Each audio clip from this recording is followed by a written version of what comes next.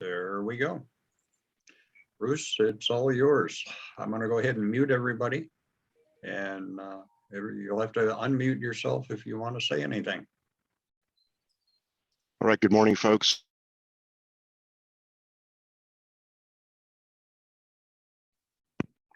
All right, good morning, folks. Happy Saturday to you. Welcome to the monthly ARES meeting for the month of November 2021.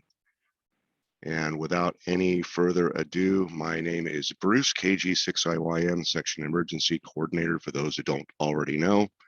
It's kind of my wheelhouse to go out and wrangle all of you anxious volunteers and people supporting the community and kind of go out and put some context around what we do here to go out and help folks in and around the San Diego and Imperial County areas.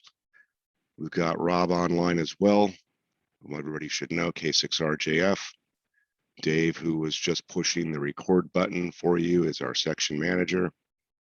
And without any further ado, the first thing I would like to get started with is the Pledge of Allegiance. So if you wouldn't mind, if you are ambulatory and able, I would prefer it if you would stand up. You don't need to have your camera on. If you've got cover on, remove your cover. And if you're not able to do either one of those things, please join along with us as we start the Pledge of Allegiance. And ready, begin. I pledge allegiance to the flag of the United States of America and to the republic for which it stands, one nation, under God, indivisible, with liberty and justice for all. Thank you. The best part about that was we're recording, everybody was muted, and there were no play balls that came in there at the end. Yes, Jay, you know that to be true. I know someone did it. All right, let's go to Dave, and KBC section manager first. Any section related, ARRL related, or other interesting information for the group this morning? All right, the only thing that we have really coming up besides the activity day is the same weekend, the 20th, 22nd is the ARRL November sweeps. Good time to try and get on the air. Bands have been kind of up and down, but a good time to get on the air and see what you can do. They're trying to make some changes in the way the ARRL reacts or interacts with clubs. So you're probably going to see some information from that. There will be a new club newsletter tab you can click on to get another email about clubs and so on coming up very shortly. So they're trying to increase membership that way and get more people involved and help more people. So that's really all I have for this morning. Before you go, is it worth touching for maybe a few minutes on some of the new organizational pushes that the ARRL is doing as related to ARES and what we do differently here in San Diego? Okay, just in case there's some exposure to the membership. All right, the league has hired a new field services manager, Mike Walters, and he sort of is the go-between between Bruce and myself and the league if we need anything. He's been having monthly meetings with all the section managers, and we're just trying to get more involvement and find out what do we want, what do we need. In listening to a lot of the other section managers across the country, there are a lot of them that just don't understand that we're the ones that need to set the policy in our area based on what our served agencies need. Not what's dictated from somebody else, and they're still trying to get a grasp on that. We have a very good handle on it here, better than most of the sections across the country from what I can see.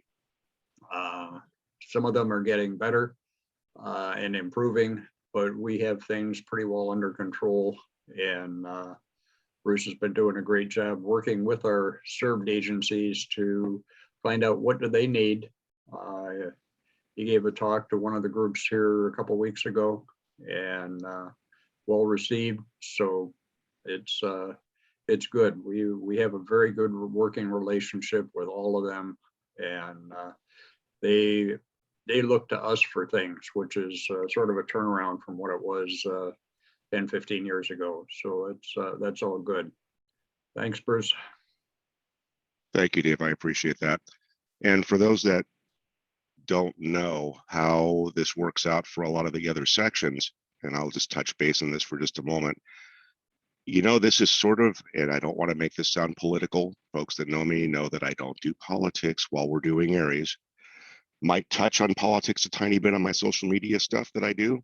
I'm even very light-handed there, but this is sort of political in that there are ARES groups around the country that are really expecting the ARRL as their organizational group to drive what ARES does for folks in their area and areas that they support. So they're hoping that the ARRL can dictate to a county or to a city or to a state what it is that ham radio, ARES, and the ARRL can do. And they look to the ARRL for that functionality, which is part of what Dave was just talking about.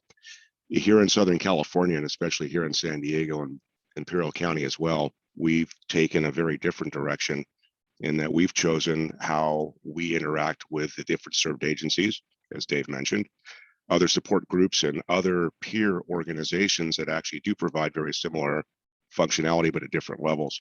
So we've kind of taken the bull by the horns ourselves rather than wait for the ARRL to set course, set direction, and do other things to go out and get the foot in the door. We've done that as a grassroots effort here on our own. And as Dave mentioned, I think it's been very successful. It's been very positive. We are very well received. People actually ask for us to go out and support certain functions that they do. And that's a very dramatic difference between what happens throughout a fairly good chunk of the nation, if not a very large chunk of the nation. A lot of them absolutely depend on the ARRL to go out and set the course, make things happen, provide direction and instruction. We've done that totally different here, and it's probably one of the best reasons why we have been as successful, and we've been able to go out and be as supportive to the community as we've been. So I appreciate that. Let's go next to Rob, K6RJF, other section updates, training updates, other local things happening in the area and in the region. Go ahead, sir. Bruce, thank you. My only thought, I've got some PowerPoint slides to talk about the October activity day when we're ready.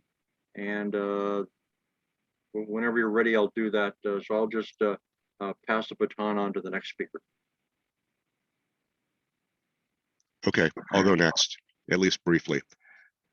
We've got a couple of things that are happening here from the perspective of support for the community.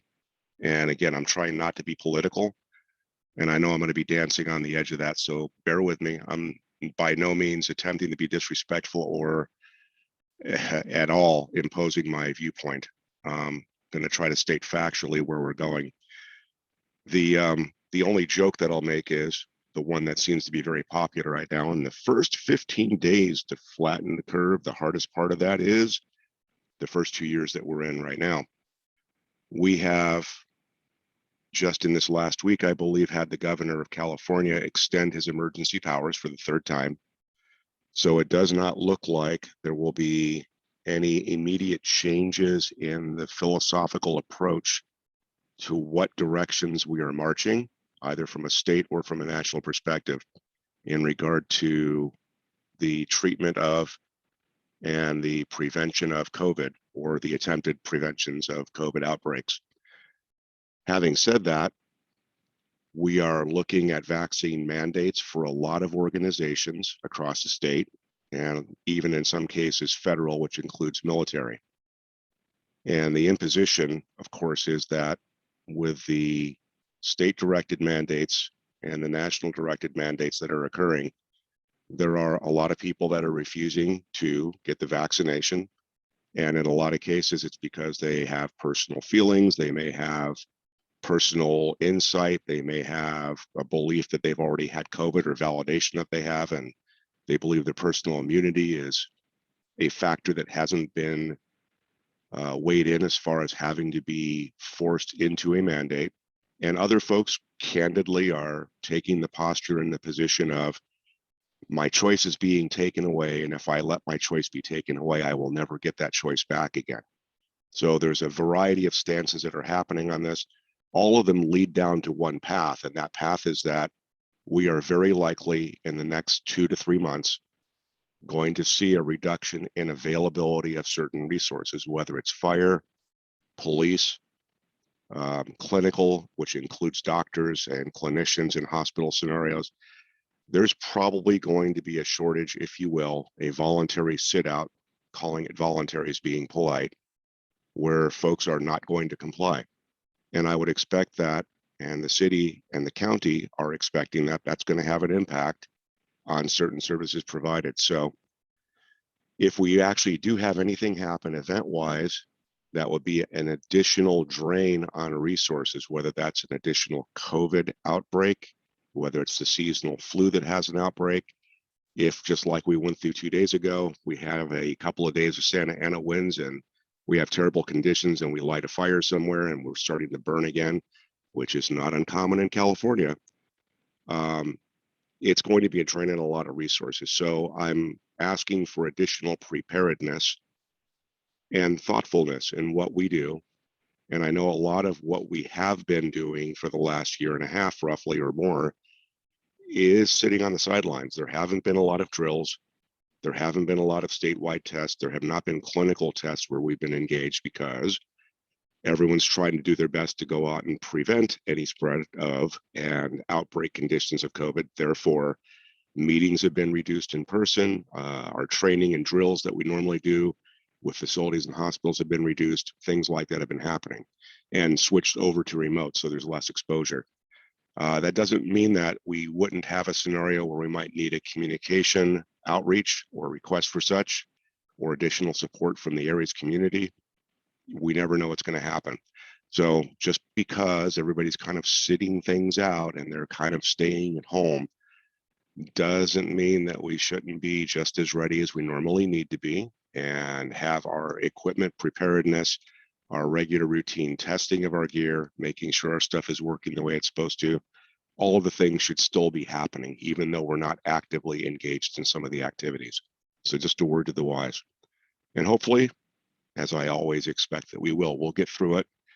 But let's not be taking it in a complacent manner where we're not worried about it because nothing's happening. Let's be just cautious like we should be. Additional notes, we're getting into probably the most interesting part of the electronic season, if you will, for online things. And I like to call it 'tis the season. I'm already starting to see a lot of really, really good, candidly, phishing email campaigns. I'm starting to see a lot of interesting malware sites popping up, and some of these look very nice. I mean, they are very well crafted. Notices from your banks are probably happening in a more rampant manner about a deposit being made or a withdrawal being made. You're probably getting notices from FedEx, the US Postal Service, UPS, and other agencies talking about deliveries that couldn't be made, and click here for more information. I am actually seeing, and this is to my delight and amusement, I'm actually seeing a lot more things coming from the Middle East and from Somalia and other places wanting to offer me the multi-million-dollar funds sitting at a bank account things again, like we used to see 20 and 30 years ago. It's an amazing time of year. Please be on the lookout for scams like that, electronically and otherwise. Look for anything that might be something that's a question about a delivery to you, anything regarding your bank information. I constantly warn my family that when you see things like that, although it's incredibly easy to click on a link and follow the instructions to do what they want you to do, it's a much better idea if it's something about your bank account, a deposit, a withdrawal, something that's questionable. don't follow the information on the screen that's in front of you. Don't click on a link. Instead, reach for your credit card, your ATM card, call the number that's there and contact the bank directly, rather than maybe be misdirected and go to some place that you do not want to go to and give information that you do not want to give out. So again, 'tis the season. A couple of things in general. Field day results just came out this week. The database wasn't up when I checked a couple of days ago. And the database allows you to go out and look up different parameters for the country. You can look up things that happened in your section. You can look up scores. You can look up, group scores, things like that. That was not available, but they have the published article that's online.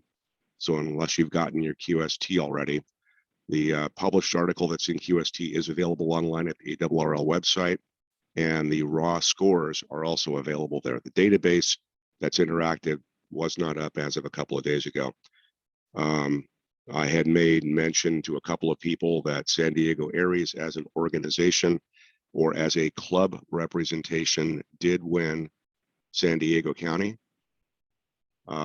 As far as I can tell from a group score and club score perspective, a little over 9,300 points overall, if I remember correctly. And I don't remember the total number of participants that contributed to that, but I think it was probably just less than 30. It was somewhere in the high 20s or just below 30. So I appreciate everybody that did play and did participate. Rob will probably tell you about winter field day that's coming up very soon. So that's all I have as far as radio related events. I've got one more place to go, and that is that for those that have been watching media here in the state of California, you may be aware that there is a proposal that is expected to be signed into law regarding small gasoline engine or small gas powered items and articles. And it's Assembly Bill 1346 officially. And the bill's sponsor, and I'll read this so no one's thinking that I'm not reading this. This is the bill sponsor speaking to it.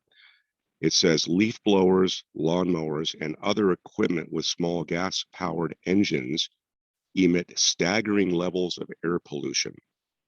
These noisy machines are terribly disruptive to communities across California, and the workers who breathe in the exhaust from this equipment day in and day out face disproportionate health risks, including asthma, cardiovascular disease, and cancer, et cetera, et cetera.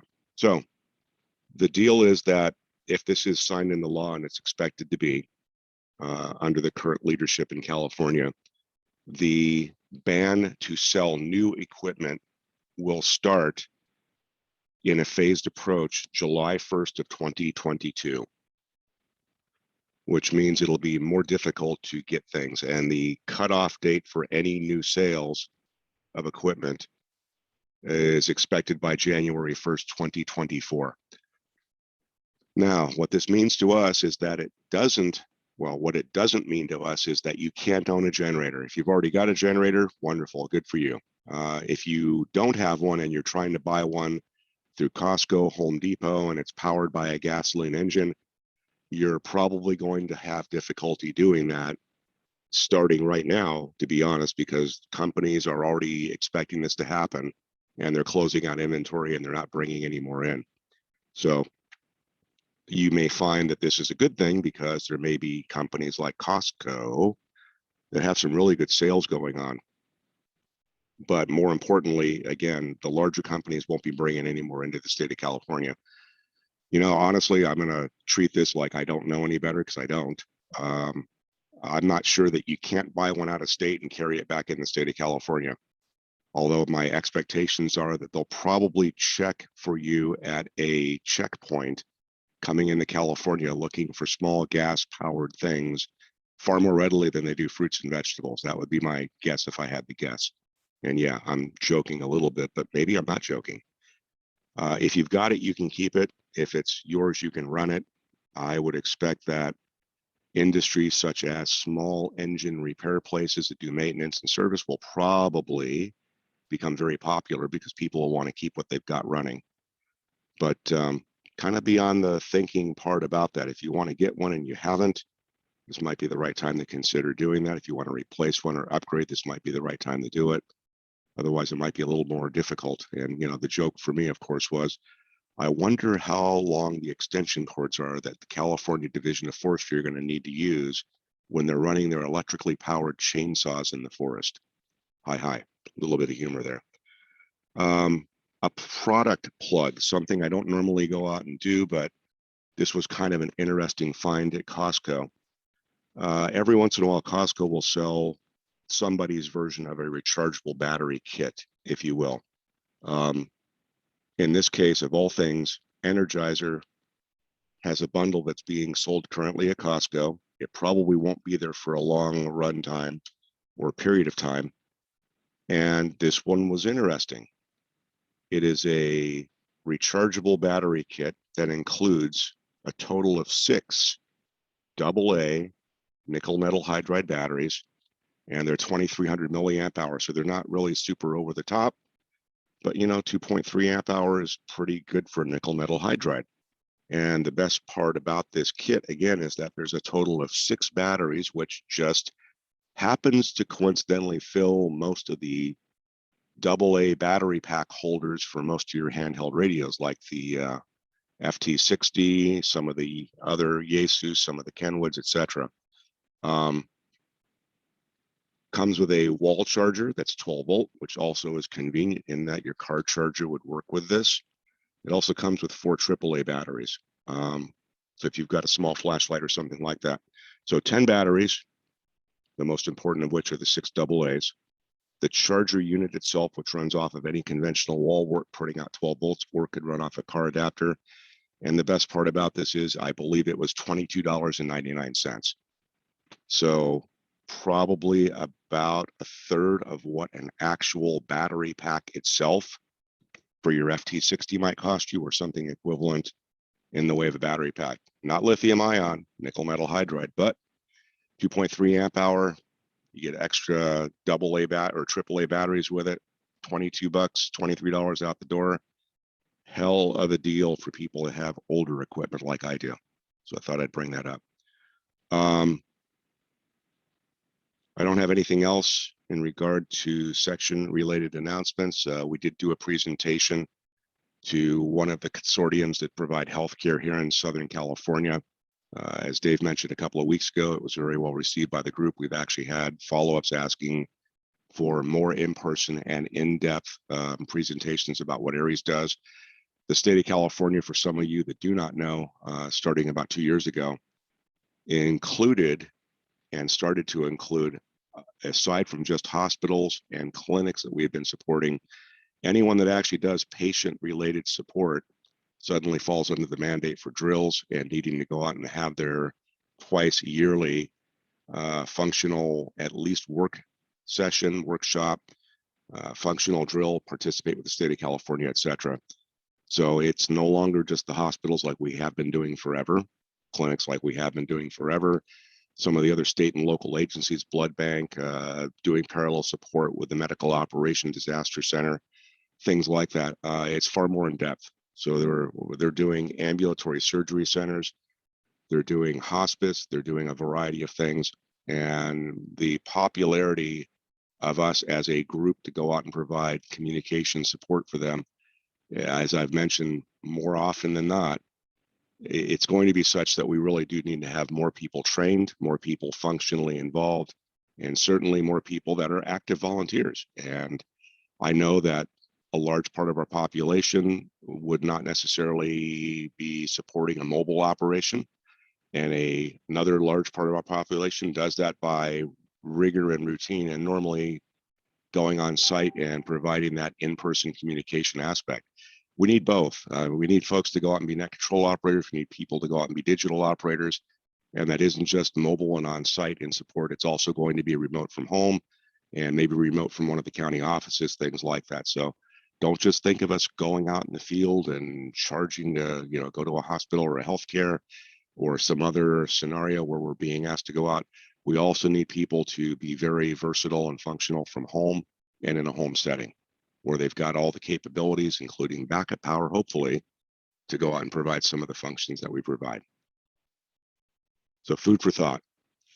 I don't have anything else. I'm not watching chat. Were there any questions that we can address at this time before we move back to Rob? I have a question.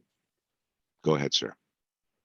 There was a change in the MOC, and you had mentioned they were still working on moving the dedicated amateur radio station over. Did they accomplish that? No, And they have not. Okay. The location looks like it's stable at this point. We'll probably know toward the bottom of the year. I think conditionally they were looking at what was going to happen as far as mandates, whether they were going to loosen up in the state of California or continue on for a period of time. And I think with the governor's third extension of his emergency powers, we've got a good indication that we're going to be doing the same thing we've been doing since this was originally declared as a state of emergency. And they'll probably be staying in the facilities that they're in. The equipment and the gear has not been moved. There are things to be done with the lease on the building itself to be able to install antennas and do things like that. And they were trying to determine if it was going to be worth the effort and labor to go out and do that. If it was going to be short term, they kind of pushed off on that and waiting for more of a permanent solution. I think this is probably the beginning of that indicator of a more permanent solution. So I think we'll probably have maybe more information by the top of the year. Okay. For the time being, it'll be a mobile rollout to that site and basically a go kit or two to that site for support. Okay. Just curious, what part of town no address is pleased to maintain operational security? Kearney Mesa, as opposed to Mission Gorge. Much better location for a radio perspective. Thank you.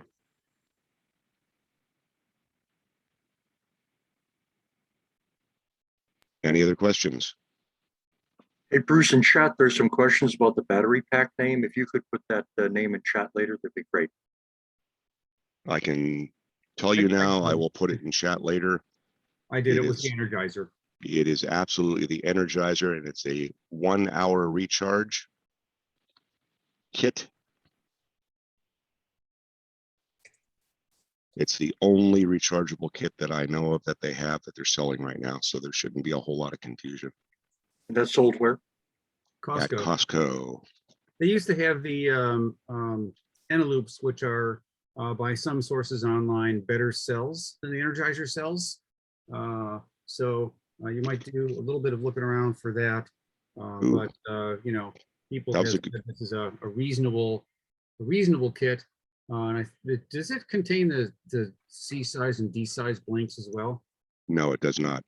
Okay. That's always bothered me. I remember once upon a time in the world of rechargeable batteries, when you bought a D-sized nickel metal hydride or NiCad even, it was 3,000, 4,000, 5,000, 6,000, 7,000, milliamp hour, not whatever the AA size is that you're sliding into the sleeve to pretend that you're a bigger battery.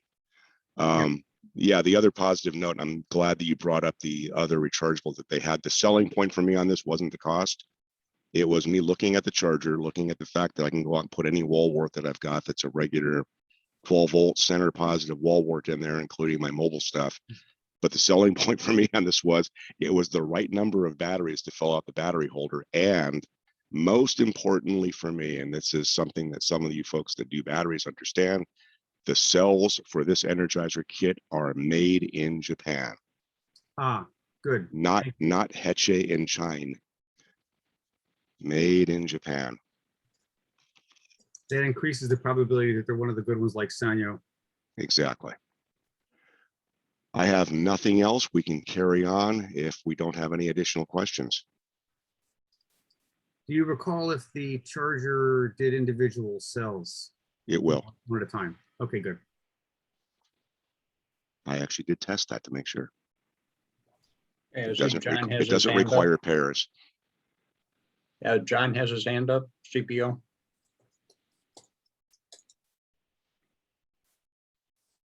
Yeah, just a comment about generators. I recently acquired from Dave the Westinghouse generator that came from Art Hochberg's estate. And while I have not run it yet, I've been doing a lot of research on this particular generator, and everything that I'm seeing puts it on a par with the Honda generators for about half the price. So if somebody's looking to get a generator before the sale of them is banned in California, this would be one to look at. I can't tell you off the top of my head where it was made, but everything that I've seen online has been positive. It's got all of the same kind of features that the Honda has, including the on-demand idle thing, and also 12-volt outlet, inverter generator, et cetera, et cetera. So just something to Well, think about. I'm going to pat you on the back. You got a screaming deal on that. And the money obviously going back to the family is a screaming deal for them too. Probably not what Art paid for it, but you got a fabulous deal on that. Go back to Costco for a second. Costco does have a current sale on right now. And you're right. The Honda stuff, depending on where you buy it, whether you're buying it online or not, gets weird because some of the stuff from out of state does say not for state of California, which is weird. It's not like they changed the generator or do anything special with it. And, you know, if you're running it on California fuel, which is the cleanest in the nation, you know, I don't know why there would be a challenge. But having said that, at Home Depot, the 2200 was $1,200 last weekend. And the 3000 inverter from Honda was either $22.99 or $23.99, if I remember right. So, you know, you have price points for name and quality. Certainly, there may be some other alternatives out there. Costco right now has a sale on through tomorrow. You might want to go Costco online if you're a Costco member and take a look at some of the things they've got. There's a generator out there that they have that might be attractive to some folks. It's not as light as the Honda, but it's rated at 2,900 watts running, 3,200 watt surge. And effectively that's double what the standard output of a Honda 2000 is. So it's just about 26 amps instead of 13. And the cost on that unit right now is mid $500 bracket, if I remember right. Yeah, no, that's the one I saw on sale in their brochure. And Yeah. says, I went and looked it up. It says 150 bucks off, Furman 2,900 running. That's And the one. there's another Furman, and this is 549. And there's another Furman for And they dual- have the smaller one that's available at the site for pickup. The one that you're looking at is online only because of the weight. right. And they also have a dual fuel, so it'll do gas and LP. Yep. Off 900 bucks. If that one doesn't appear to be on sale. I don't know anything about Furman generators. Anyone have any thoughts about that? I've actually done quite a bit of research, believe it or not, because I was really grinding on whether I was going to buy that 2,900, which I am. I'm going to buy the 2,900. I was looking at buying a second 2000 if I could find one used, and it's been hard to find. And I was looking at the 2,200 brand new. It's like, you know what? I checked with Costco. They are saying that they'll take that Furman back for 90 days. If I don't like it, if there's anything wrong with it. If you buy a generator from Home Depot, the second you put gas in it, it's non-returnable. They won't take it back, even if it's DOA. So I'm going to roll the dice on that. It's high output. It's got very good ratings. It's a little bit noisier than the Honda 3000. If I remember right, the Honda 3000, the noise output from it was in the low 50s, and the Furman that we're looking at here, 58, 59 dB operating at full output. So an eco throttle or reduced throttle, it's probably going to be a little bit less than that. Again, I'm looking at it from the perspective of I've got electronics that are unhappy when I go from 3 to 5 amps load to a full 13 amp load, and it freaks out my electronics. Going to something that's got twice that as a normal run, I'm hoping will be enough cushion to get me through that. But we'll see. Like I say, if it works out, it works out. It's $550 and it's free delivery. And it's less than the price of a 2200 Honda right now by about half. I'll give a report on that in the future. But again, even Costco's going to be not selling gas powered things in the near future. They're closing out stuff that they've already got in California. And whatever they have left, that they don't move it by mandate times, I'm sure they'll just ship it back out of state. Wonderful times that we live in. I did have one more thing. I apologize. Because John brought up the generator from ART. I wanted to remind folks what I posted on the net on Thursday evening. By next weekend, there should be a fairly good list of what we've got for surplus gear. So about a week in advance of actual Black Friday, that the ARES organization has either had donated to them, gifted to them, or in some cases where we've got arts equipment, any sale of arts equipment from his estate, all of the funds in that particular case go back to the family. But in some of the other cases where we've had donations and other things that have been passed along to ARES, these are items that you might be interested in for your personal use. They're certainly very functional. I'm not going to go out and put anything up that isn't very well tested, clearly defined about what condition it's in, things like that. I've spent a lot of time doing this over the last 5 or 6 months while in quarantine, checking gear out and making sure things do exactly what they're supposed to do, and making sure it's not going to be, you know, dead on arrival or goofy if you get it. Good opportunity to go out and pick up some gear that you may not already have, bands for some of the other equipment that you may not already have, things like that. And certainly some good price points instead of having to buy brand new and buy it off of eBay as an example. So save some of your Black Friday money for the ARES group and for some of the ARES families that'll be getting the money directly. And we'll have that list out by next weekend. Chris has his hand up. Chris, you need to come off mute, Chris. Yeah, while you're on the topic of generators, you guys have been doing this for a while, storing them. So I typically run it with the non-gas gas, which is really expensive to test it every month or so, and then run it out. Is there any other recommendations that folks have around that?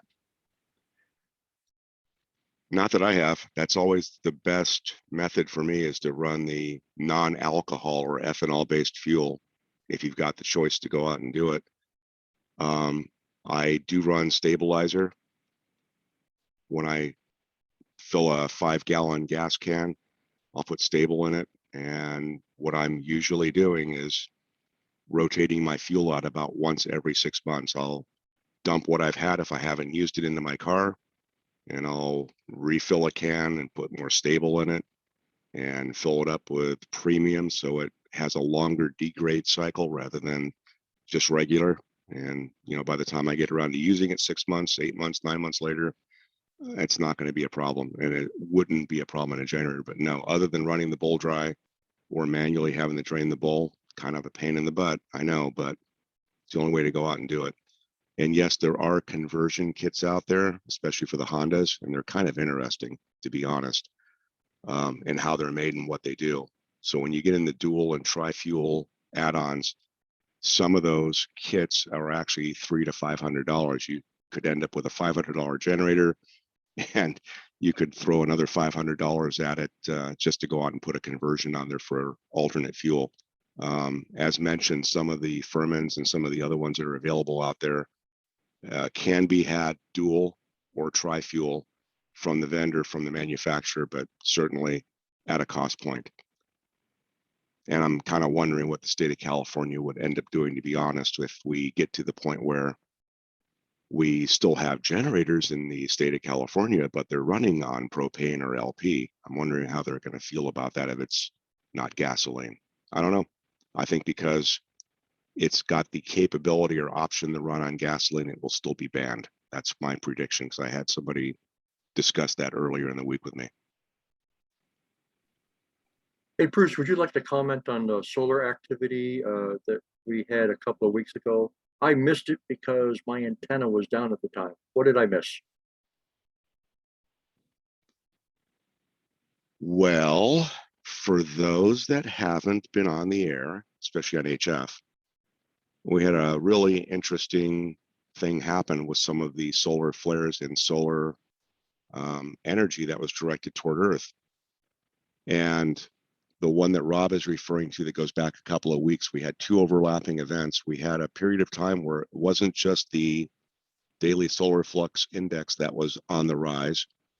And by no means is it anything anywhere near as good as it was back in the late 70s, early 80s. Nothing like that at all. But it's probably been at a interesting level that we haven't seen except for very intermittently, maybe once a year, once every couple of years.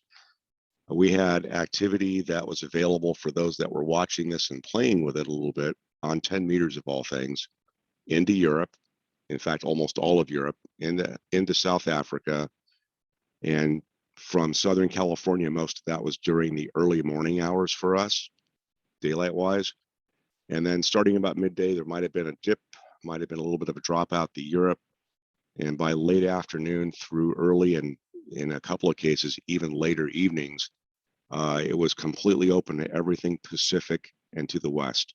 So China, Japan, Korea, Australia, New Zealand, etc., on 10 meters. And parts of the opening were good enough that it would have supported phone activity. If you were lucky, you were in the right place at the right time. Even with an omnidirectional or a wire antenna, you could have worked a couple of the larger stations by phone.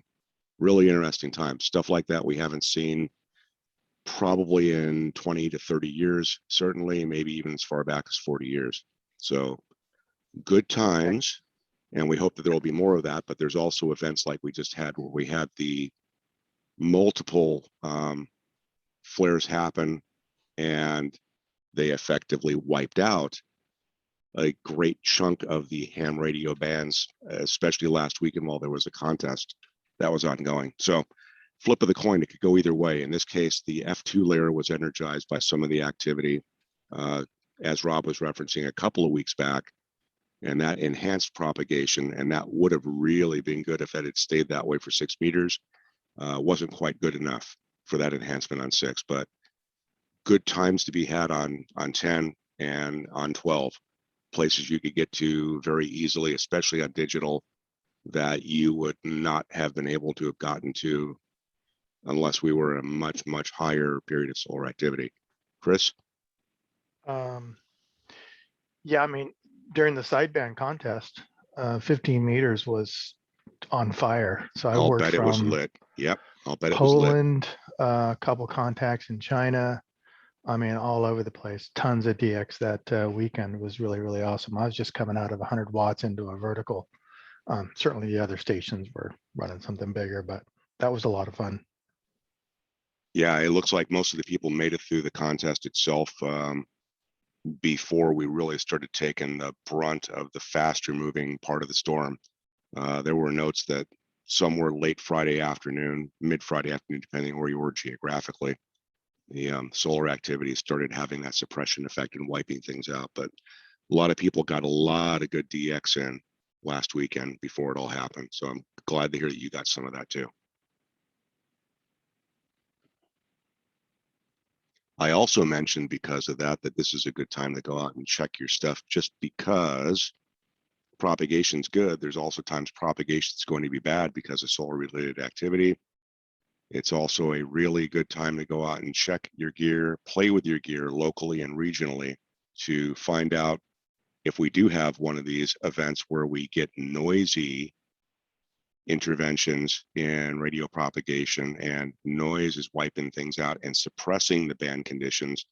Find out what you can reliably work, how far, how much power, what antenna combinations it takes, things like that, because we could be under periods of enhancement where things are really great.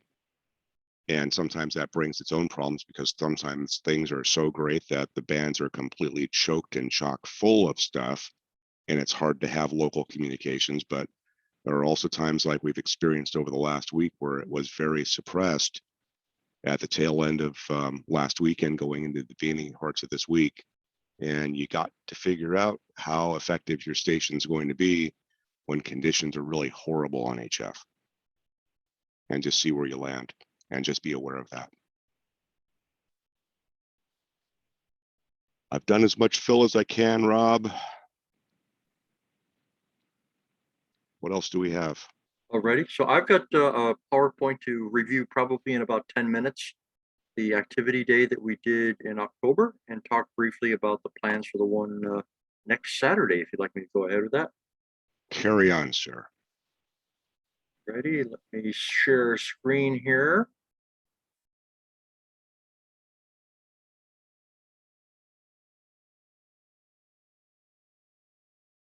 Share.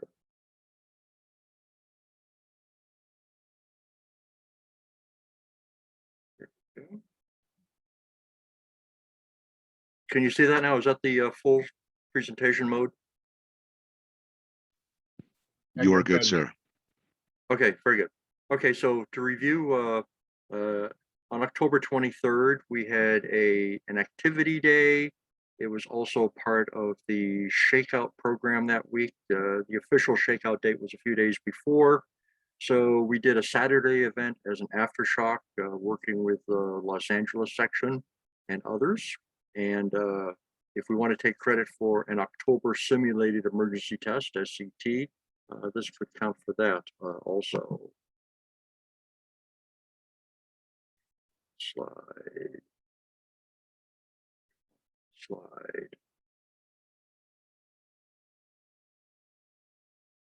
There you go. Okay.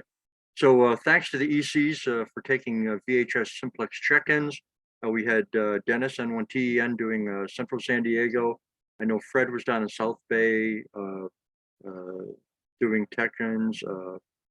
Gary out in East County was doing some check-ins. And I may have missed some ECs there. My apologies. Thanks to Kevin K6KMH for doing HF net control on 3924. We had check-ins from near and far, from up in Central California, Ridgecrest, all over the area. The Southwest checked in. Thanks to Manir K6IQ for the WinLink planning for the WinLink phase of that day. To Mike Burton for the WinLink admin support that he provided as usual during one of our exercises. Thank you to all the participants who submitted the well-written after action reports to let us know how things went. And we also want to thank new people for participating. We always try to draw new people in. Thank you to the WinLink gateway owners for the HF and VHF, UHF both for operating their stations, keeping them on the air that were used during the day, and for the analog repeater owners for keeping their stations on standby. So overall, we had about 30 participants. Some operated from city parks. I know we had somebody, Marty was San Marcos Twin Peaks. Manir went down to Fiesta Island, Mission Bay Park. Rancho Penasquitos, I was there at Hilltop Park. There were probably over 100 WinLink messages that were sent, check-ins, the did you feel it reports, and the RRI radiograms for the out of area health and welfare messages that were sent out for practice, not only for us, but also the RRI organization appreciates it. When we use them, it's good practice for them. And there were a few voice 213s that were sent. So overall good. It was good that we ordered portable from city parks. That's a plus. Finally get out there outside, did some stuff. We had good NVIS during the first hour that we did HF there on both 75 meters and 60 meters. We had 12 check-ins on 75 meters and 8 check-ins on 60 meters. I've got a list there of where the HF check-ins were for. Carson City, Nevada checked in. Wow. Inyo Kern, Ridgecrest, Calaveras County and Gold Country there. The Los Angeles Medical Alert Center checked in, and a number of local San Diego area stations. Yeah, it's good to do a Saturday morning exercise on HF because sometimes the people that can do the Sunday morning activities are not always available to do the Sunday morning stuff, or vice versa. So anyways, so sometimes it's a different mix of people between Saturdays and Sundays. So that was a good experience. We had good practice with the 214As, the 309. Mixed feelings about doing simultaneous activities. Some people would like to have the whole day scripted out, but because we had several things happening simultaneously, one person commented that it was a great practice and individual decision making after, say, an earthquake event. What do I do first? Do I do VHF? Do I do HF? Which report do I send? So a good practice for individual decision making. The RFM was a hero of the day, in that if you were within range of a VARA FM gateway, it provided excellent high-speed transmission of data from some locations. And we also tried to load it up to see if we could break it. We could not break it. The VARA FM stations just handled PDFs and JPEGs and past information as fast as we could send it. Not so much on HF. HF sort of slowed down a little bit to level 1, level 2 transmission. One person reported using VHF packet to through the Palomar duplex digipeater 146-700. So I haven't used that for a while myself, so I'm glad it's still there and that it still works. So challenges would be to, as always, try to increase participation of our members. We usually have 30 to 50 people participate in any event. I know that due to work schedules, all 200 plus members that we have are not able to participate, and we're always trying to increase participation. We want to increase exposure of ARES members to things that they may not necessarily do all the time, like HF and WinLink. My bad, once again, probably the third time I've done it, I said, let's do a simplex net at 8 o'clock in the morning on 146.55, forgetting that there is a long-standing Saturday morning simplex net in San Diego on that frequency. Collision. So Bruce handled that very well, talking to the net and trying to get through it. So thank you, Bruce, for deconflicting that. As I mentioned, the HF VAR connections were slow, but always better than nothing. So we couldn't do a load test there. It was something of a challenge just to get the basic WinLink check-ins sent. We found that, of course, when you have repeaters and digipeaters, you can't cover 100% of the area. I myself was not able to use effectively the Palomar Valley Center Club VHF VAR repeater, digipeater, because of my location. I had a mountain between me and Palomar, so I was not able to use that. So, but I was able to use K6AQ digipeater or gateway very well. A surprise for some of us that were operating on hilltops around the area, there was a very penetrating mountaintop fog that sort of drifted through the area, covered everything inside our vehicles, our equipment, everywhere, with a fine mist, and also dissolved our paper logs that we're trying to keep paper logs on things. It was like, oh my gosh, this paper is falling apart, and the moisture was everywhere up on the hilltop. So a good lesson learned for people. There was a discussion that followed about different water-resistant paper that people might be able to use for keeping logs when you're deployed. And of course, I've got a comment there that you cannot use your teeth to cut zip ties. That was a lesson learned by me and one other person who said, oh good, I've got this new thing I'm going to use. I'm going to set it up in a park, and and I brought one knife with me, and that knife fell apart in my hands as I was about to cut the zip ties. So it's like, oh my. So I eventually got the zip ties cut and deployed the equipment and got on the air, but always bring backups, right? So future, we want to add more WinLink VAR FM gateways. That would be a goal for us throughout the county.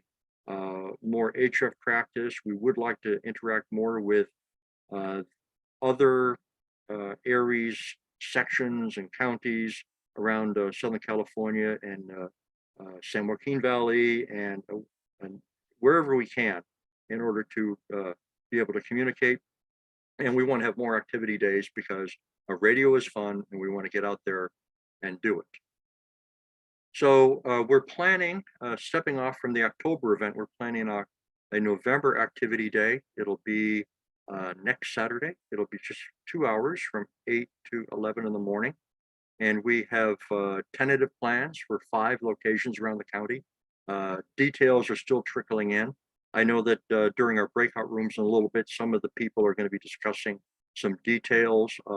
Fallbrook, Stephen, KC6MIE, will be setting up in the Fallbrook Library parking lot.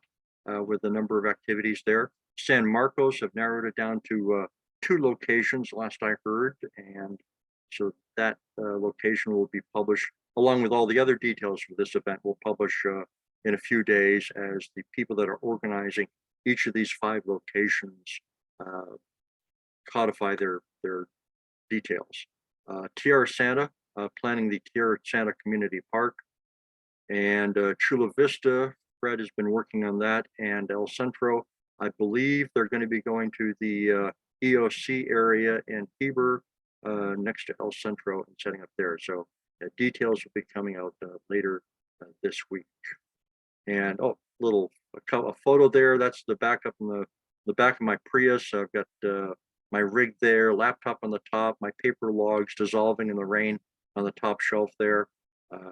Bottom left-hand corner, I've got an 8900, and I've got my HF rig, a 7200 there for communications. My setup was from the back of the Prius. I strung a coax up to a portable mast setup in the park. I put it above the sidewalk so it wouldn't trip anybody. For safety, I've got orange cones, $10 for 10 mini orange cones at Walmart. So a good safety thing to keep people from driving, walking, tripping around your equipment. Another view of the orange cones there. And that's all I've got. I will stop share and stand by for questions or additional discussion. Back to Bruce. I have a short one, short comment here. I collected the 214s and received email with 14 of them. If you sent it over WinLink, I haven't counted that in that tally. 3 were images, 6 were PDFs, 4 were WinLinks, and one was just not a form, it was just ad hoc text. You know, hey, we participated in this, you know, that's what happened. It's the total, people did include their times, and that was most helpful. Of the 14 and myself participants, it's 35 hours of activity. So that's kind of one of the things that you know, I was looking for was, you know, what are the activity hours? I believe that there are a few people who posted 214s, 2 other mechanisms, and those were harder to fetch and didn't count them. Yeah, today you can send the 214s to me, the usual place, ares@jsd.org. I will put that email in chat. As Bruce mentioned, some sort of commonality briefing about what we should do for 214s is probably useful because there was a lot of variation in what people put up. And there were some, you know, my challenge personally with a 214, I sort of tend to make it into a comm log, and that's not the right use of it. That's what the comm log is for. So, you know, I tend to over record things. I'm trying to change my mindset to get put fewer things in the 214. I don't know if that's, you know, of course you can go the opposite way. Today it's join and meeting start. And there's probably a lot more that I should have included along the way, but didn't. But for individual activity, you know, I haven't done a whole lot except ask a few questions and then made these 214 comments. Any thoughts? I think that's a good overview, Jay. Jay, any suggestions for people on how to improve their 214s that you've seen? Add more, add less? What would you like to see? You know, hard to say. Probably maybe a little more, but it's hard to say. You know, where the thing is. You know, things that are, it's supposed to be things that are significant to you. So I put on mine. HFR session ends after 30 minutes without sending the message. You know, and then I send it with telnet anyway. Now, does that go in the comm log? Really? Maybe not, because it was an exception, kind of an exception report. So that sort of information I thought was valuable to capture. You know, individual activity. I contacted ECs on Simplex. Then I did the HF thing for a while. Filled on and sent some forms. Those are the kinds of things that I think we're trying to capture here. And I'd have to go back and look at a few of the submissions to provide more information. And I don't have those on my screen right now. Let me see if I can get one. There were a couple that were pretty interesting.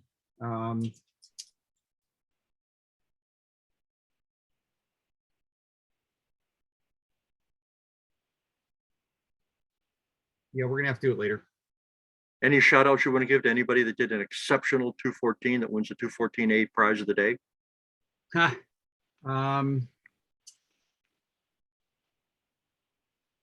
Fred, KI6GRO. My comment is a good example. It's not a 309.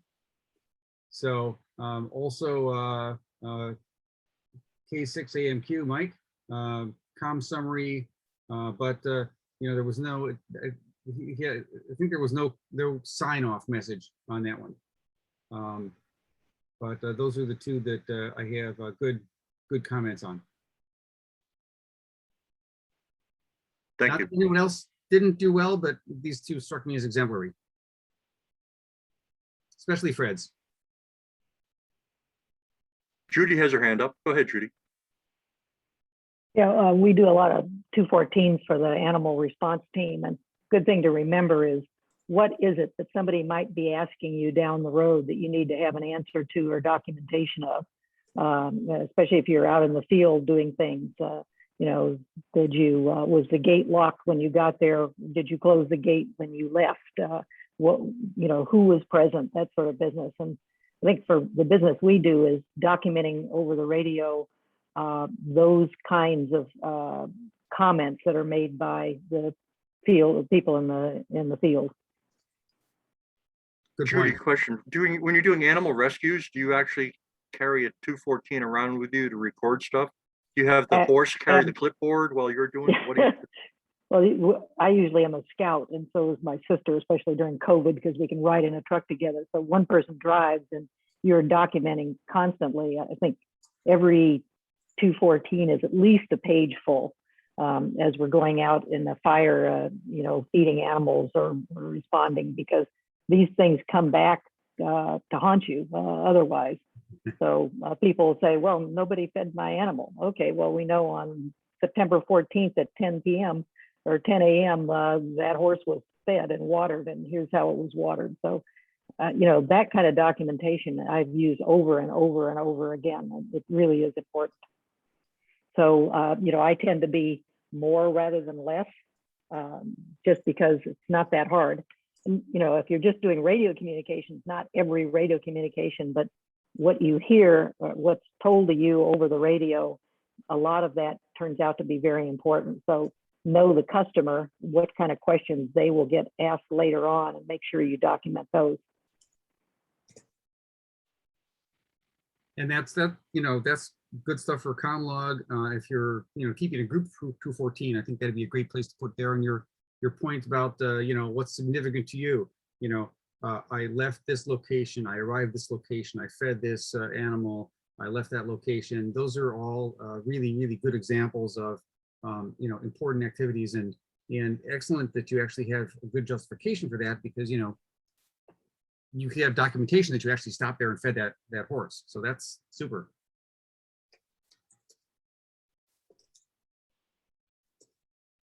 Good conversation.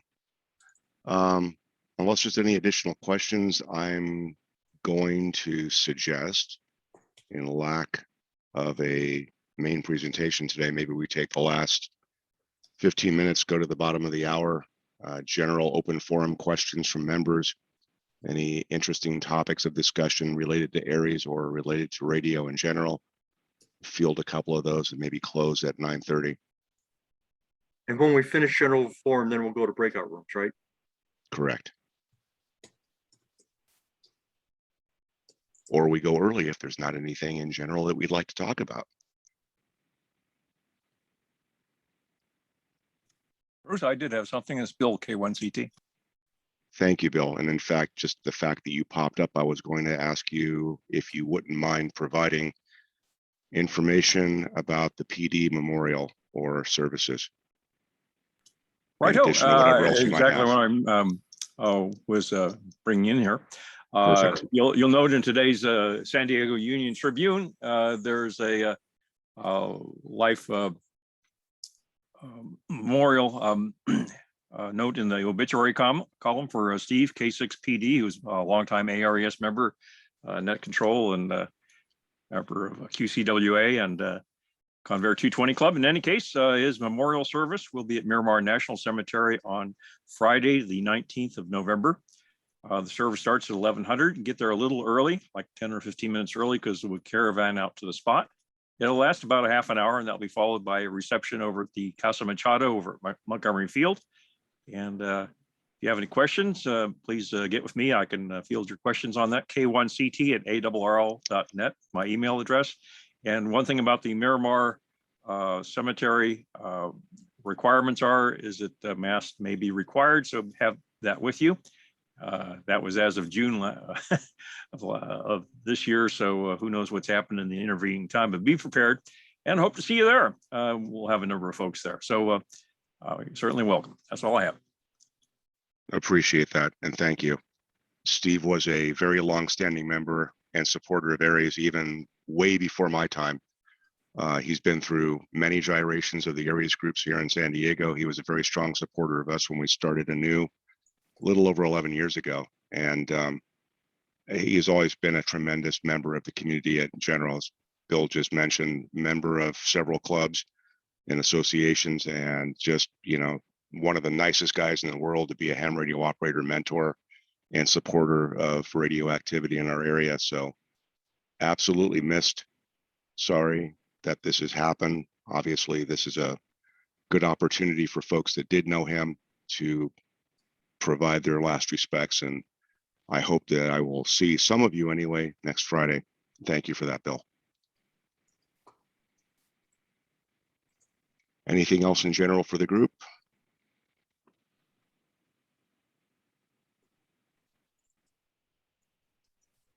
One thing you were talking about earlier on computer security, I've been getting quite a few emails lately, supposedly from Cox, saying I need to click on this to update my email settings or I'll lose all my email.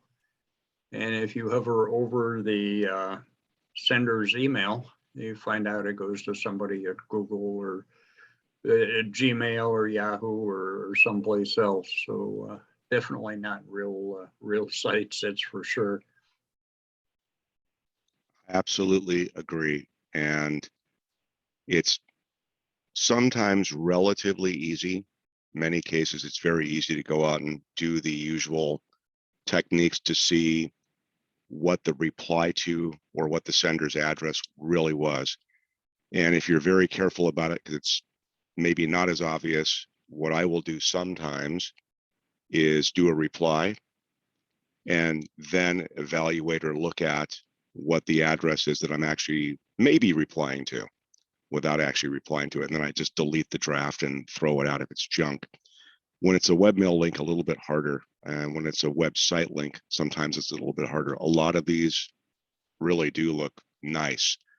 And in some cases, it's a redirect that actually will land you eventually on Cox or Yahoo or some other place. But that's after they've done a redirect through other places. Maybe things have now been installed in your browser that you weren't expecting, things like that. Again, when you get these messages, just like I mentioned with banking and with other notifications that are usually financial, sometimes it's an insurance company, sometimes it's your investment company, your 401k, whatever it happens to be. It's always very much suggested and recommended that you go directly to the website without using a link that's been provided. Call the bank directly instead of using a phone number that's been provided in an email or in some message. The thing I didn't mention is that text-based phishing, which is known as smishing. So instead of PH, it's SM, smishing. Text-based stuff is just as rampant. You might get a text message that says, this deposit didn't go through, or there was withdrawal made, and it's a text message now saying similar things, exactly the same principle. Don't respond to it, don't reply to it. If it's an unrecognized sender, even if it looks like it is a recognized sender, I would strongly encourage you to go out and do it the old-fashioned way. Go directly to a website, call someone directly on a known number. Don't trust anything you've been given out of convenience, because it's almost 100% guaranteed not to be so convenient. There's a hand up, Joe. Yeah, thank you. Two things. One, unrelated. Those that are on the fence post about getting vaccinated, there is a brothel in Austria that's giving services if you get vaccinated there. And two, the email, thank you for bringing that up. I think we're very well worthy of, the information we get. I have friends here where I live that are getting emails from you requesting things like, okay, this is the state, we're requesting information on your EBT. And unfortunately, he did give them information about his EBT account and everything like that. Unfortunately, he's 82 years old. And when I tried to give him information about, it's a scam, he doesn't want to take it. I don't know what I'm talking about. So, but thank you for the information. And I think at least I'm listening to it and hearing it and looking at my emails and deleting a lot more than I wouldn't delete before. So thank you. Very welcome. And again, I'm glad question? that we're raising the awareness, because it is a seasonal thing in particular. And this is the right time of season, sadly. It just is. And elder abuse, if you will, via those mechanisms is very, very prevalent and rampant. I'm not a grandfather. I don't expect to be a grandfather anytime soon. But having said that, I get messages from who knows who it is in reality, claiming to be someone that is trying to help bail my grandson out of jail in some foreign country. Well, that would be convenient if I had a grandson in a foreign country. Some of the scams are very sophisticated, and they've got at least basic information that's been gleaned from social media, from Facebook accounts, from wherever else. And they may know the name of a grandson or a granddaughter. They may know the name of a nephew or someone like that. And it sounds very credible. And unfortunately, especially in the elder community, they are not quite as aware of some of these things like you had mentioned. And you can only help them if they want to be helped. It's always sad when they lose money and lose hard-earned dollars and things like that they're probably already short on, but it's exactly how all of those people that are not quite the shiny citizens of society maintain their livings and lifestyles. Very sad. Is there another question? Yeah, I was wondering if we could get an address for that vaccination center. In Australia? Yeah. Chris, I would imagine you probably go out and have to fuel up more than one time to be able to fly there. But if you're willing to do that, you might actually get a couple of people from the group to go with you. Yeah. I do have the name of the place though. And it was reported. That'll be good enough. Good humor at the end of the meeting. Anything else for the group before we break off into the breakout rooms?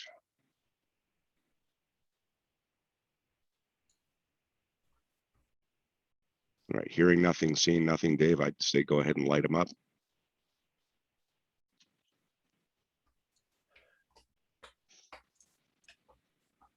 And you should be able to get into them. I think we're going to have to assign them, Rob. Okay, I will, I'll start assigning people. It's a hidden button to do that self-assignment thing. Yeah. I'll start moving people. All right. Sounds good. Thanks, everybody.